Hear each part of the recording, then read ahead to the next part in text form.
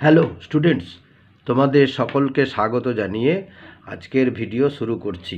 আজকের ভিডিওর বিষয় ফিউচার কন্টিনিউয়াস টেন্স। তার ডেফিনেশনটা প্রথমে আমি তোমাদের বলে দিয়েছি, তারপরে স্ট্রাকচারগুলো পরপর দেখিয়ে দিয়েছি। তাহলে চলো ভিডিওটি শুরু করা যাক। ফিউচার কন্টিনিউয়াস টেন্স ভবিষ্যতের কোনো এক সময়ে একটি কাজ চলতে থাকবে বা ভবিষ্যতের একটি অসমাপ্ত বা চলমান কাজ বোঝানোর জন্যে ফিউচার কন্টিনিউয়াস টেন্স ব্যবহৃত হয়। এবারে স্ট্রাকচার অফ সেন্টেন্স অ্যাফার্মেটিভ ফর্মটা দেওয়া হয়েছে। প্রথমে subject plus will be plus verb plus ING. আবার বলে দিচ্ছি, সাবজেক্ট, তার পাশে উইল বি, তার পাশে ভার্ব যুক্ত ইংযুক্ত ভার্ব, ঠিক আছে।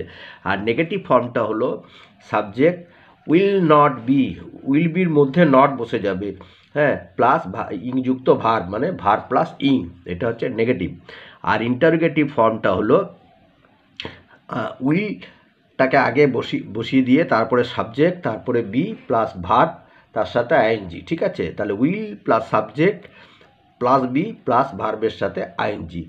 এইখানে আমি 4টা উদাহরণ দিয়েছি, দেখে নাও। সেটা আমি তোমাদের এখানে করে দেখিয়ে দিচ্ছি।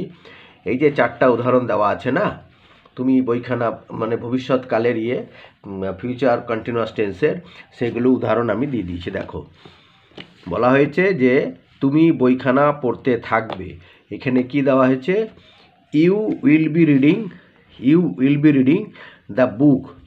পরেরটি আছে পাখিগুলি সকালে গান করতে থাকবে। The birds will be singing in the morning. তারপরেরটা আছে তারা সারাদিন ধরে কাজ করতে থাকবে। They will be working the whole day. তারপরে সে বাস স্ট্যান্ডে অপেক্ষা করতে থাকবে।